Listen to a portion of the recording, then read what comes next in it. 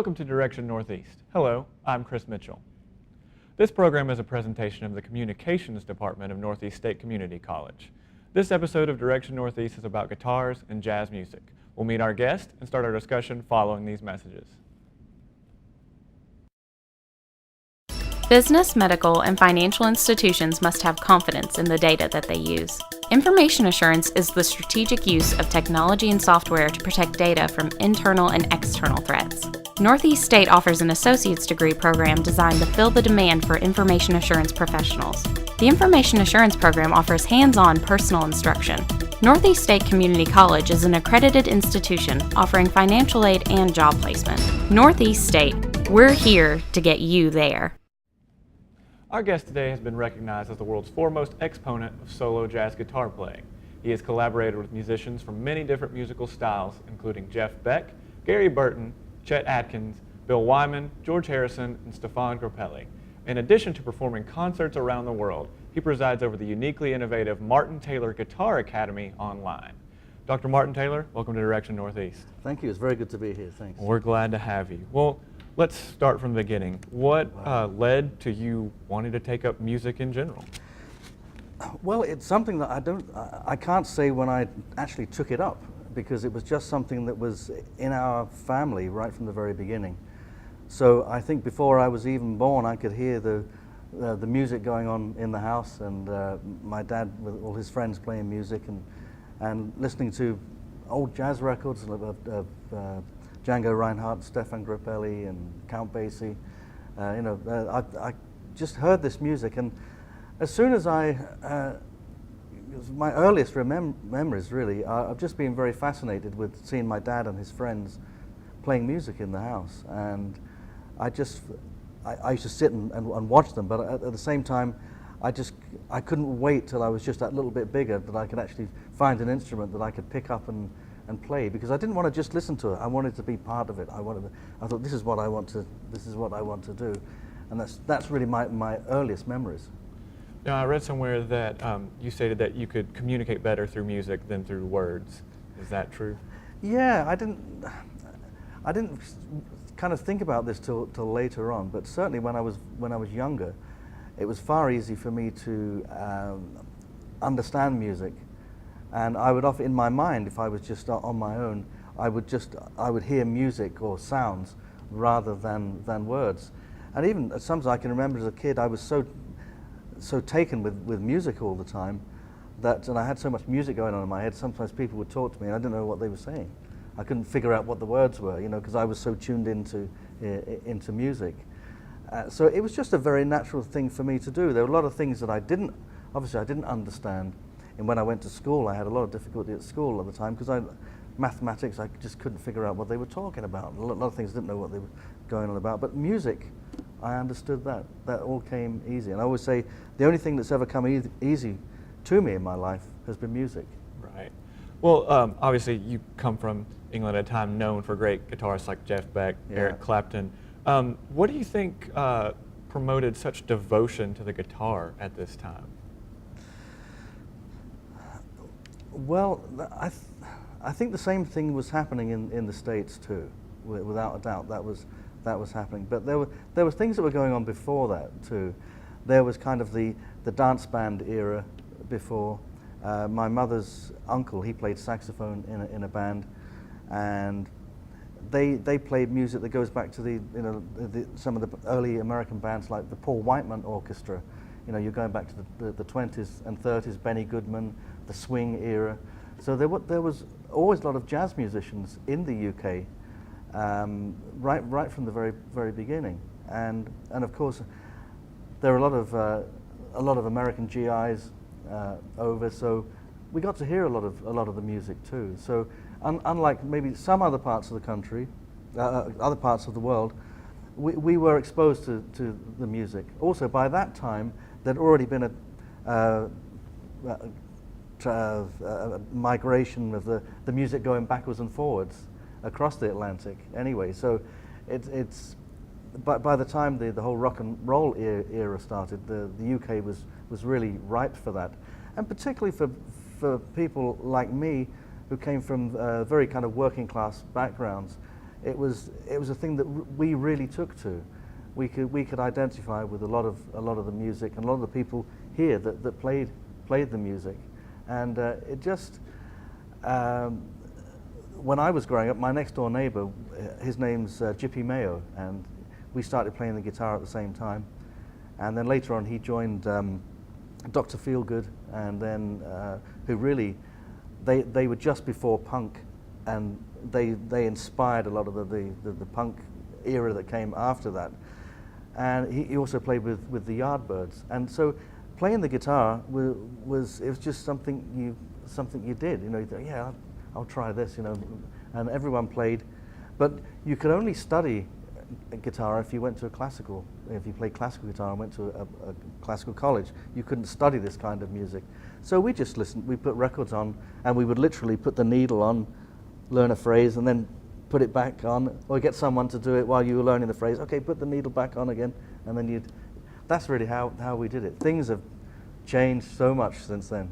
Right, and you were talking about, you know, the exposure to music you had back then, whereas today, you know, with the internet and electronic musical resources, it's almost an overexposure of music. Do you see that happening? Yeah, well, you see, I was very fortunate because my father was a jazz musician.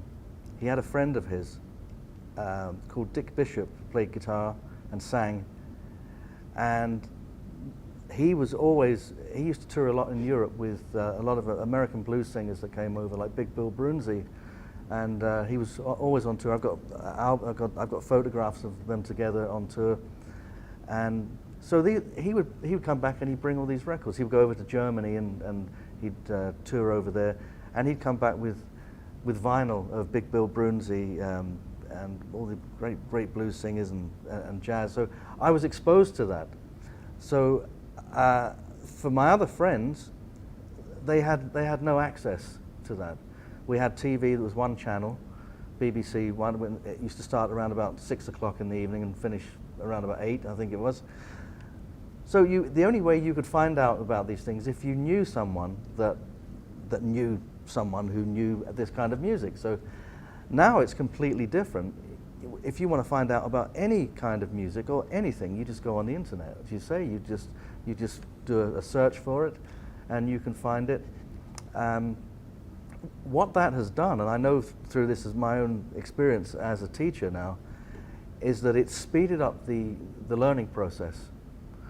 What took me 15, 20 years to learn, I have students that learn that in about 3 years. They can do it. They're way ahead of what I was when I was in their age. Speeds up the whole process. And as to whether it's overexposure, I don't think so. I think it's how you use the internet anyway. So it's if you're somebody that's not particularly focused, then you can kind of flip from one thing to another and not really get anywhere. But if you can kind of focus that, it's an amazing thing. It's all literally at our fingertips. Well, speaking of the learning process, and you said students today tend to speed up their learning process. Are there any new up and coming players that you're just oh, yeah. in awe of, or? Yeah, there are so many. There's quite a few. 2 guitar players that I've known since they were 12 years old is Julian Lage, who's from Santa Rosa, California, and he now lives in New York. I think Julian is probably about 26, 27 now, and he works with Gary Burton. He's made a number of albums. In fact, we played the Savannah Music Festival together just a few weeks ago. And there's another wonderful young guitar player who I first met when he was 12, and we did a concert together in Ireland. A young lad called Andreas Varady, and Andreas is now, I think he's 15, and he's already made an album, and he's just signed to Quincy Jones's company.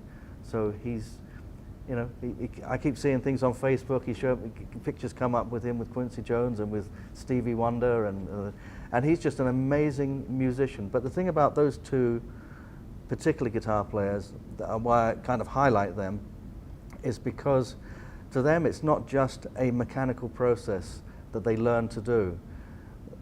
Their music is very deep, and that's something that really amazes me. is at such a very young age, before they were even barely into their teens, they had this deep understanding of the music, very, very mature. And I know, musicians my age that haven't got that maturity. Maybe I'm one of them.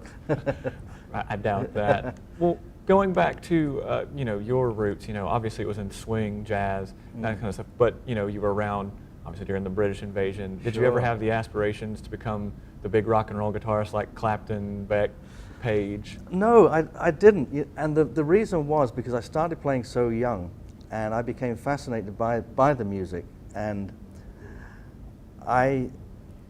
by the time I got to that age, this bit of a joke, why usually young guys take up the guitar around about the time when they get interested in girls, and it's to all that kind of stuff. Well, by the time I got to that age, I'd been playing the guitar for quite a long time. I knew the kind of music that I wanted to play. But I was very fortunate that I still listened to, like, my brother was a big Rolling Stones fan, so a lot of the Rolling Stones there. My sister had every album that the Beatles made. Every time something came out, it came home, it was put on the dance set, and her and her friends used to stand and dance and scream around the dance set. So of course I heard all that music, but I didn't really want to play it. It was jazz that I wanted to play.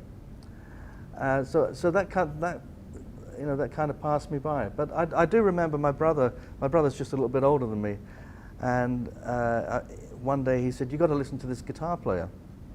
And he put it on, and I said, "Wow, who's that? What is that?" And he said, "It's Jimi Hendrix." So I said, "That's amazing." I hadn't heard anything like that before. So he came back and he got 2 tickets to go and see Hendrix at the Royal Albert Hall in London, and we went along to see that, and that was an amazing experience, if you'll pardon the Jimi Hendrix experience. So I saw him there, and also at a live outdoor gig as well in London. So I was exposed to the music, and I enjoyed it, but I really wanted to play jazz. What do you think it was about jazz that just captured you? It was the aspect of improvisation, that you weren't tied to playing each note exactly the same every time. The way I play the guitar, solo guitar, is it's more akin to classical guitar, and I'm often asked if I studied classical guitar, and I didn't. And the reason for that was I didn't want to learn pieces and play them the same every time. So if I did I didn't learn to read music until I was quite a bit older. So I could put a record on of a classical guitar and imitate it, but then after I played it a couple of times, I started changing it. And they'd say, "No, you can't change it. It's got to be the same way every time." So for me, that was it. It was the aspect of improvisation. And I can remember listening to a record of Django Reinhardt playing, and with my dad, and my dad saying to me, they played the tune, and then it went off into this other thing, and my dad saying to me, "He's improvising there, that's improvisation." And I said, "What's that?" And he said, "Well," and my dad wasn't a schooled musician. He didn't start playing until he was 30 himself. So the best way he could describe it, he said, "Well, when he's played the melody all the way through, they still play the same chord sequence, but he just makes up his own melody on the spot."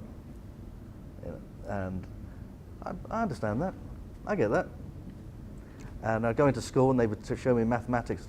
I haven't a clue. But I understood that. I see. So I actually teach my students to improvise this way. It's purely from a melodic approach. So you just take a melody, then you move away from a melody, and basically you have variations on a theme, which is something Bach was doing all those hundreds of years ago. But then alongside that, then once I get them doing that, then I start sneaking in the theory. So that it's not a dry theoretical subject.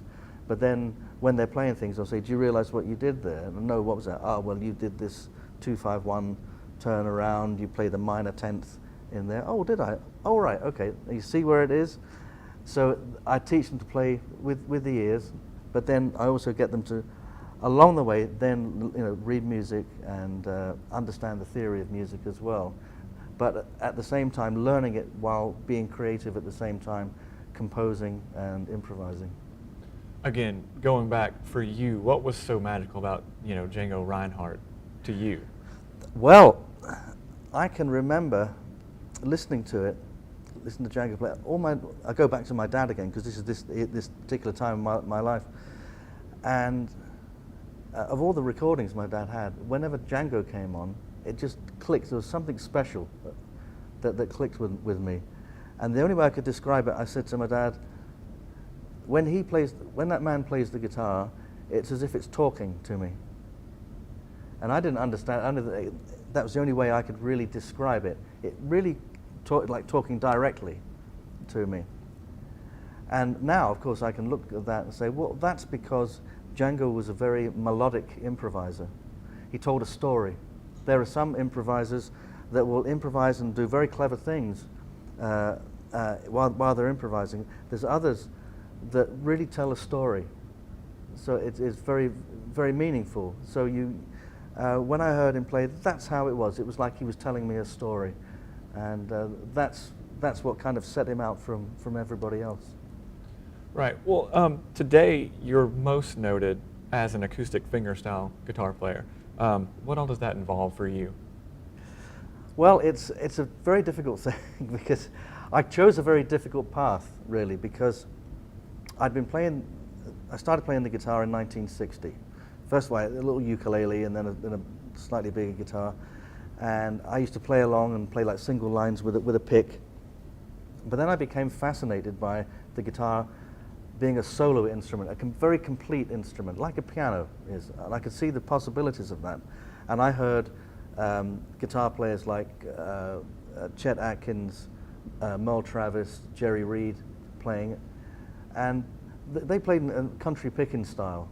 And I liked that music, and the music I wanted to play was jazz, but I could see that they could do those things, those very complete things on the guitar.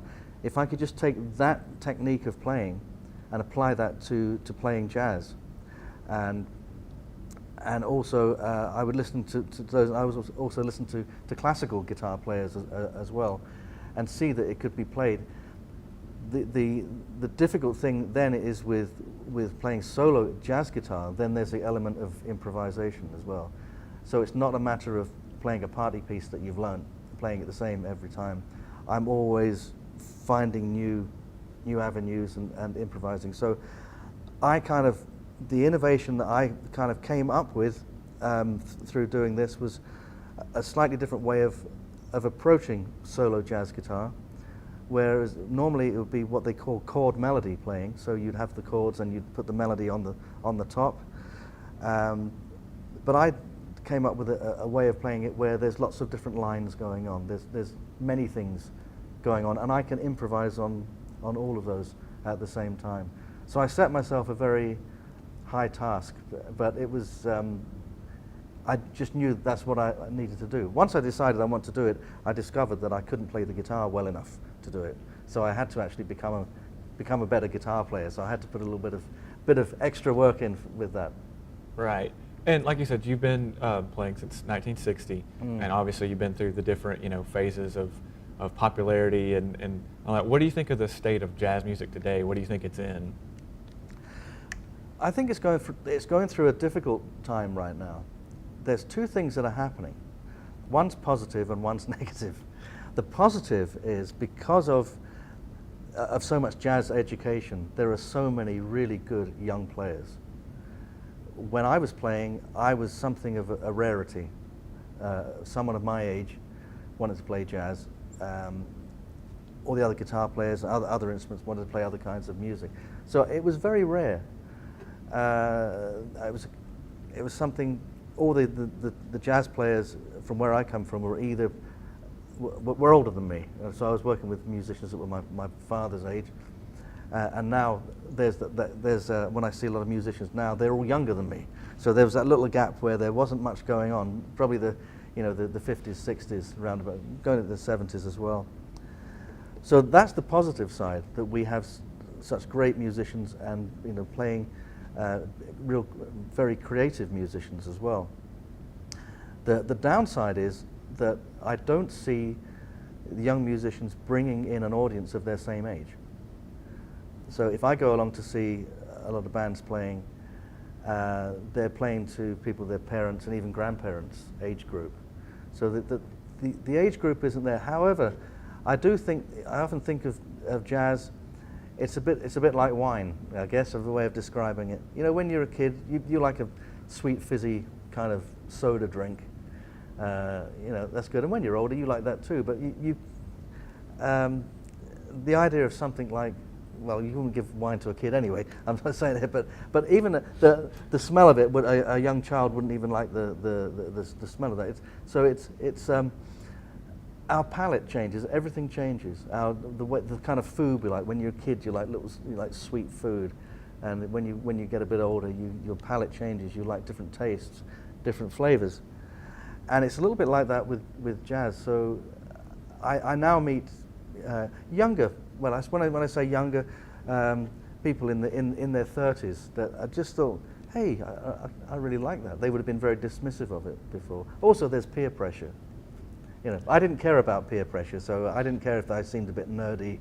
You know, so it didn't bother me at all. But yeah, there's the good points and the bad points. I think the image of jazz isn't good, unfortunately. You know, if you mention them. If I'm asked, you know, what kind of music I play, and sometimes someone will come up to me in an airport and they see my guitar, and they say, "Oh, you play the guitar?" Yeah, I say, "Yeah." You know, where do you play? I say, "I play all over the place." "Oh, right, great, that's great." And then I guess they say, "What kind of music do you play?" I say, "I play jazz." They go, "Oh, I hate jazz." and I have people come up to me all the time. After a gig, they'll say, "You know, I really hate jazz, but I enjoyed that." And then you talk to them and say, "Well, what jazz have you heard?" And they haven't actually listened to anything. Or they've heard one particular thing. So sometimes it's maybe, there's some kind of image thing going. Not that I want some image company to suddenly come in and save us. But there is, but however, my main audience is probably within the guitar audience, because the guitar is still such an incredibly popular instrument, and there's a renaissance in the acoustic guitar as well. Well, you know, in popular culture, when you say jazz, most people jump to Miles Davis or John Coltrane. I mean, how did you feel about those guys? Yeah, it took me a little while. Immediately, I didn't hear that because my dad didn't play that kind of music in the house, so he wasn't really into that. My mother was a bit more adventurous. Her taste in jazz was a lot broader. When I heard it, yeah, I liked it straight away, you know, because I understood the language. I knew what they were doing. They were just speaking the language in a slightly different way. That was all, but I still understood it.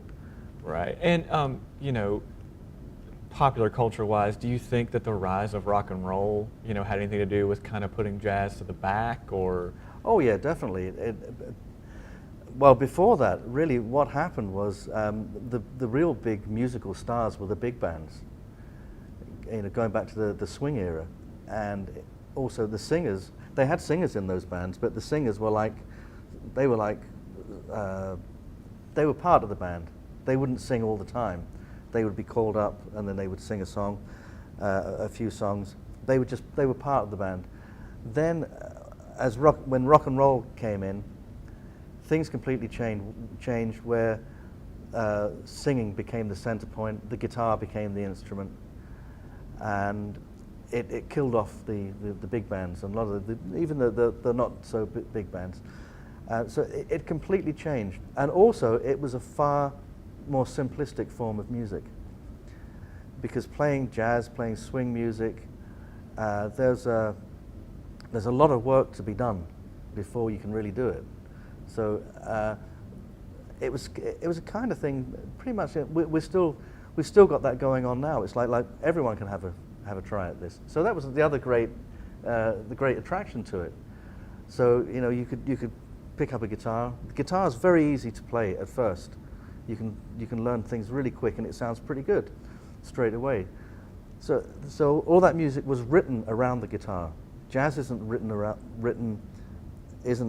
around a particular instrument. You can play it on any instrument. But blues, rock and roll, which blues comes from, which rock and roll comes from, of course, the guitar is central to the music, and as I say, it was probably the first time where everyone could go, yeah, I could have a go at that, I could try that, and it was a good thing. At the time, a lot of people thought maybe it wasn't. There are some people now that still don't think it was a good thing, but personally, I do. It got more people involved in music that would have been a little afraid to do that. But it certainly shook everything up. Right. Well, if there was one person that you could either sit in a room with or play on a stage with, who would that be? Somebody alive or? Any. Oh, any. Okay. Well, it would have to be Django Reinhardt. It Right. would have to be, because he's been such a part of my life right from as far back as I can remember. And I toured for 11 years with his musical partner, Stefan Grappelli. So they were the records. So I knew Stefan over a period of 25 years, and I toured with him for 11. And I also worked a lot with Django's son, Babik, and his grandson, David. So that would kind of, that would round everything off. Of course, that's never going to happen, but but yeah, if there was one person I could sit down in a room with and meet and play some music with, it's got to be Django. Right. Well, I don't have much time left, but if there was, one thing you wanted to put out there for, your students online or for the people who will be watching this, what would that be? What was the last thing you'd leave them with? Oh, as I was leaving this earth, you mean? Yes. Yeah. The last thing. There isn't really one thing. I think what I would like to leave is the idea of the sense of playing a melody and a good song. I actually listen a lot now to singers, and I learn a lot about phrasing and how to play a melody as a singer would approach it. Because as instrumentalists, obviously we don't have the lyrics. The singer has to interpret those lyrics. So very often we can forget that and play things that aren't quite right and don't sound as melodic. So yeah, I just leave a good melody, I think. All right. Well, thank you for being with us today. Well, thank you. Thank you. We'll be back in just a moment to wrap up Direction Northeast. Northeast State's a wonderful place to start your career in college, and the campus is beautiful, the teachers are one-on-one. It was an excellent decision to come to Northeast State. I've learned so much coming here. I love the school, and everyone is friendly here. This has been the best time of my life. I have really enjoyed being here. I think if it hadn't have been for Northeast, then I wouldn't feel as happy and as driven if I chose another school. Step by step, Northeast State is here to get you there. Enroll now at northeaststate.edu. That concludes the program for today. We talked to acclaimed guitarist and teacher, MartinTaylor. Community is very important to the students at Northeast State Community College, and this program takes a look at a few of the subjects they find important. Until we meet next time, on behalf of the students, staff, and faculty of Northeast State Community College, I'm Chris Mitchell, and this is Direction Northeast.